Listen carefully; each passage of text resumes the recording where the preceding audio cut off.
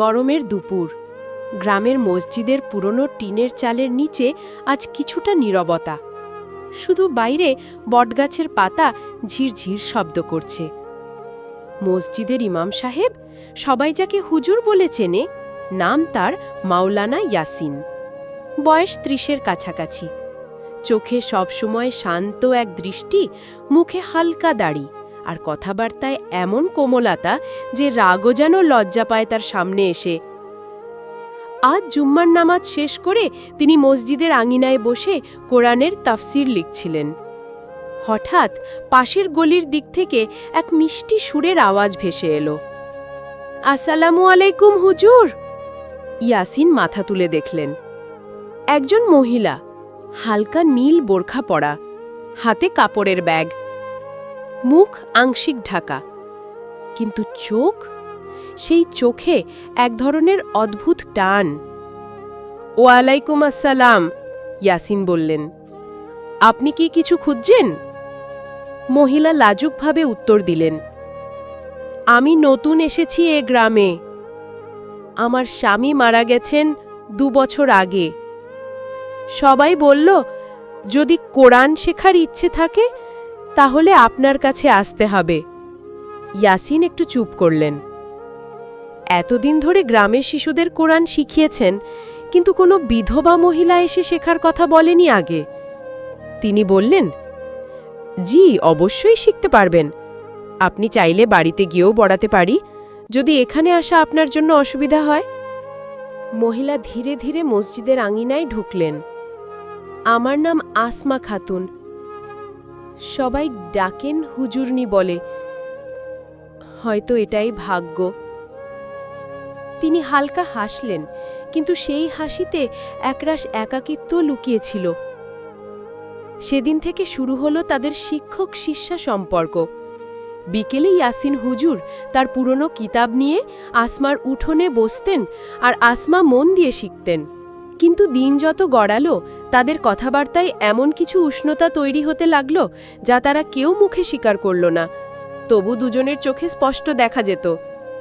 একদিন পড়া শেষে আসমা চা এনে দিলেন। কাপ হাতে নেওয়ার সময় ইয়াসিনের আঙ্গুল হালকা ছুঁয়ে গেল আসমার আঙুলে। তারা দুজনেই দ্রুত হাত সরিয়ে নিলেন, কিন্তু সেই মুহূর্তটা যেন আকাশে কোনো গোপন প্রতিশ্রুতি লিখে দিয়ে গেল। ইয়াসিনের মনে তখন কেবল একটাই প্রশ্ন, এই অনুভূতিটা কি ভুল, নাকি এটাই হয়তো আল্লাহর ইচ্ছে? শরতের হালকা বিকেল, আসমার উঠোনে কাশফুলের গন্ধ মিশে আছে। পেছনের আমগাছে কিছু হলদে পাতা পড়ছে ধীরে ধীরে। ইয়াসিন হুজুর আজ কিছুটা দেরি করেই এলেন। হাতে তার পুরনো চামড়ার ব্যাগ, ভেতরে কিতাব আর কিছু নোট। আসমা দরজার সামনে দাঁড়িয়েছিলেন, দেখে হালকা হাসি দিলেন। আজ দেরি হলো নাকি হুজুর?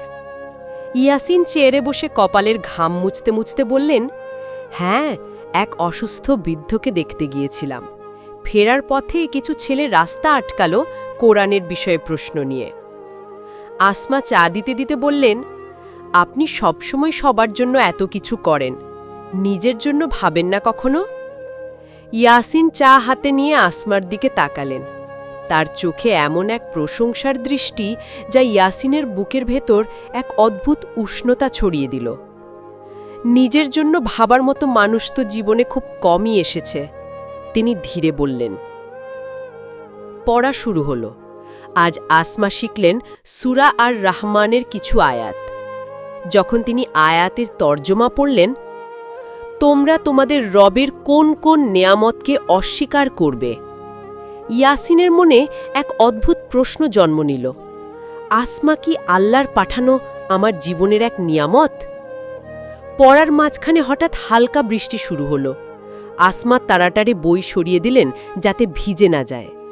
আপনি ভেতরে আসুন, বাইরে বসে ভিজবেন কেন? ভেতরে ঢুকে তারা দুজন কাঠের পুরনো টেবিলে বসলেন। জানালার ফাঁক দিয়ে বৃষ্টির ফোঁটা এসে পড়ছে, বাতাসে কাশফুলের গন্ধ ভেসে আসছে। ইয়াসিনের হাতের কাছে রাখা ছিল আসমার হাত, অতি সামান্য দূরত্বে। দুজনেই জানতেন এই দূরত্ব ভাঙা মানে অনেক কিছু বদলে যাওয়া। আসমা ধীরে বললেন, হুজুর, আমি একা থাকতে থাকতে ভুলে গেছি কারোর সঙ্গে মন খুলে কথা বলা কেমন হয়। আপনার কাছে বসলে মনে হয় আমি একা নই। ইয়াসিন এক মুহূর্ত চুপ করে থাকলেন, তারপর বললেন, আমিও অনেকদিন পর এমন অনুভূতি পাচ্ছি, যেন আমার দায়িত্বের বাইরে আরেকটা দায়িত্ব এসেছে, আপনার খেয়াল রাখা। বাইরে বৃষ্টির শব্দ তখন বেড়ে গেছে। মনে হচ্ছিল প্রকৃতি নিজেই তাদের কথোপকথন ঢেকে রাখছে, যাতে কেউ না শুনতে পায়। কিন্তু গ্রামের লোকেরা তো এমন সুযোগ খুব কমই মিস করে।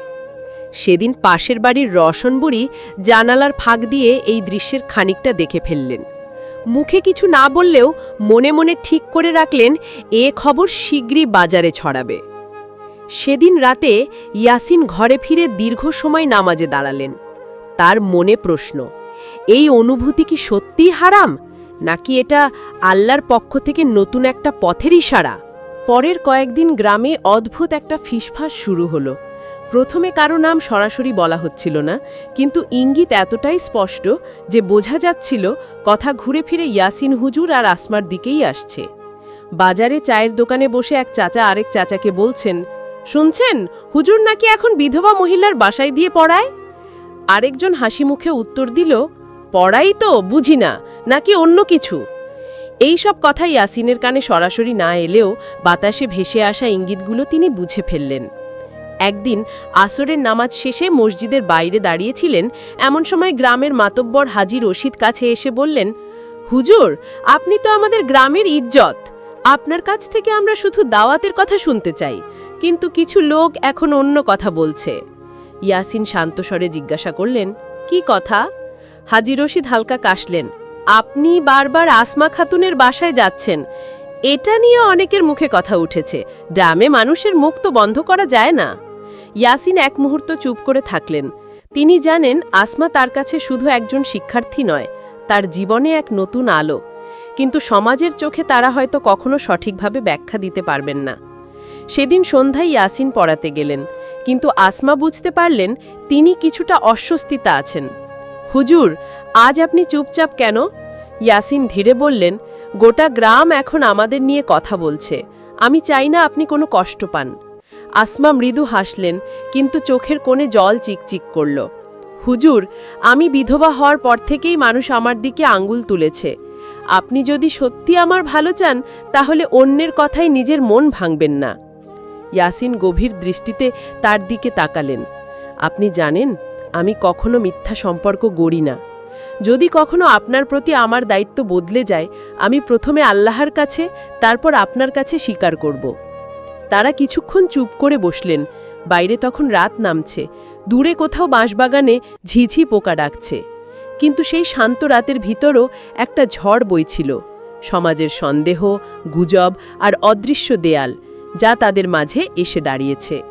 সেদিন বিদায় নেওয়ার সময় ইয়াসিন মনে মনে সিদ্ধান্ত নিলেন, যদি এই সম্পর্ক এগোতে হয় তাহলে তাকে সমাজের চোখের সামনে হালালভাবে এগোতে হবে, নইলে দুজনের জীবনই বিষিয়ে যাবে। শীতের ভোর, গ্রাম জুড়ে কুয়াশার চাদর, মসজিদের মিনারটাও দূর থেকে ঝাপসা দেখা যায়। ইয়াসিন হুজুর আজ ফজরের নামাজের পর মসজিদে কিছুক্ষণ একা বসেছিলেন। হাতে একটা সাদা খাম, ভেতরে কয়েক লাইন লেখা, তার জীবনের সবচেয়ে সাহসী কিছু কথা।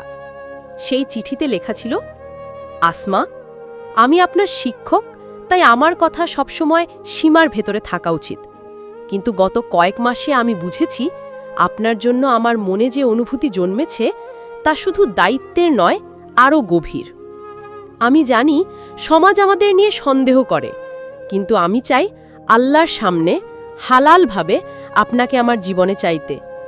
আপনি চাইলে আমরা এই বিষয়ে কথা বলতে পারি।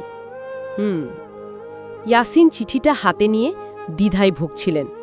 এটা দেওয়া মানে সব সীমা ভেঙে ফেলা, কিন্তু না দিলে মনের কথা চিরকাল চাপা থাকবে। সেদিন বিকেলে পড়াতে গিয়ে তিনি সাহস করে চিঠিটা আসমার বইয়ের মাঝে গুঁজে দিলেন। আসমা প্রথমে কিছু বুঝতে পারলেন না, পরে পড়ার শেষে বই খুলে চিঠি দেখতে পেয়ে অবাক হয়ে গেলেন। মুখে কিছু না বলে শুধু চোখে প্রশ্ন ভাসল, এটা কি সত্যি আপনার কথা? রাতের বেলা আসমা চিঠিটা বারবার পড়লেন। জানালার বাইরে চাঁদের আলো, দূরে বাঁশবাগানে রাত জাগা পাখির ডাক। তার মনে কত স্মৃতি ভিড় করল।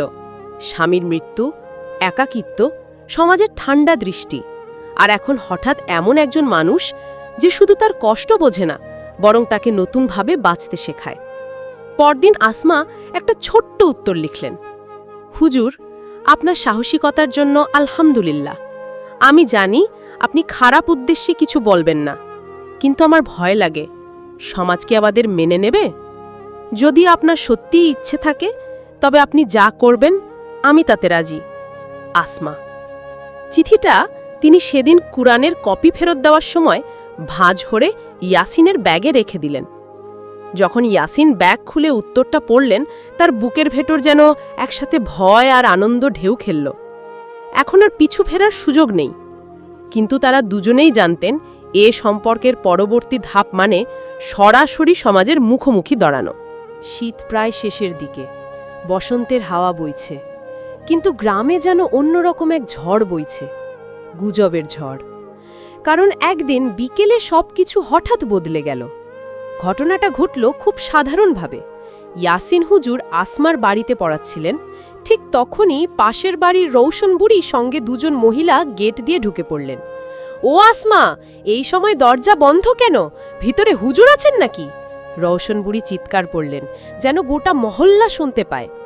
দরজা খোলার পর তারা দুজনের দিকে এমনভাবে তাকালেন যেন অপরাধ হাতে নাতে ধরা পড়েছে। কোনো ব্যাখ্যা শোনার আগেই তারা বাজারে খবর ছড়িয়ে দিলেন হুজুর আর আসমা নাকি গোপনে বিয়ে করার প্ল্যান করছে।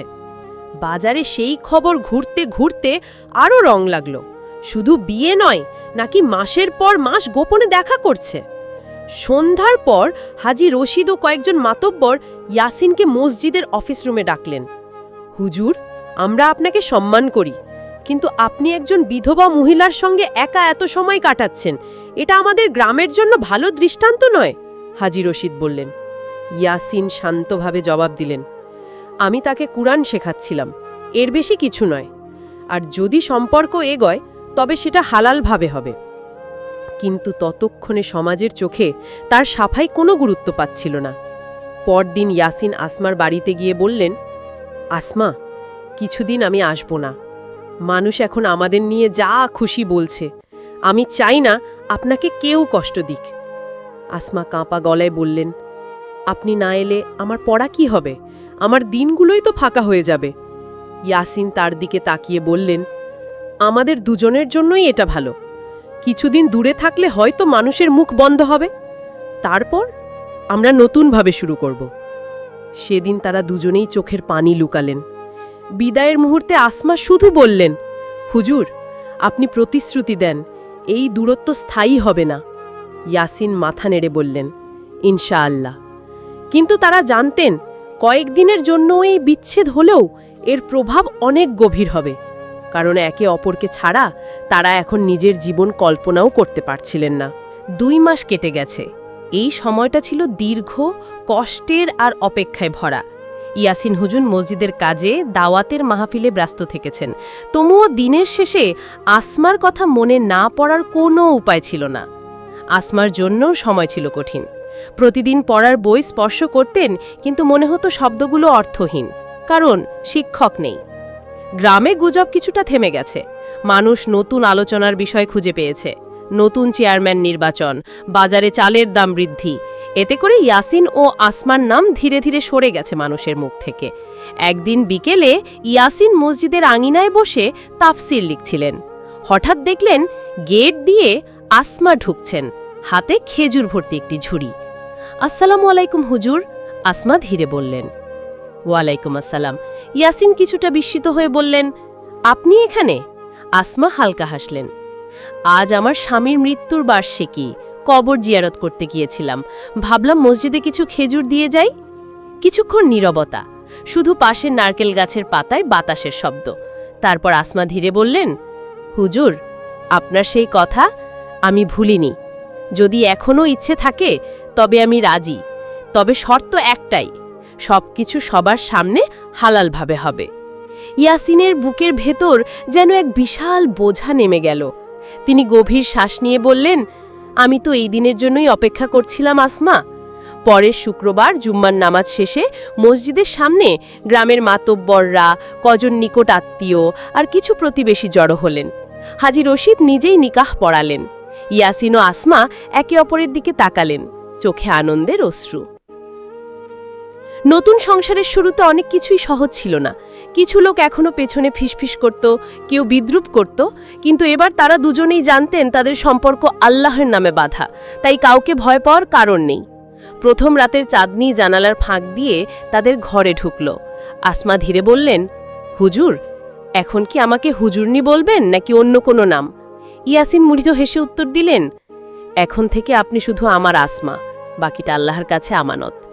বাইরে ঝিঞ্জি পোকার ডাক, ভেতরে দুজনের হাসি। এভাবেই তারা নতুন জীবনের পথে পা রাখলেন, যেখানে ভালোবাসা আর ঈমান একসাথে তাদের ঘর আলোকিত করবে।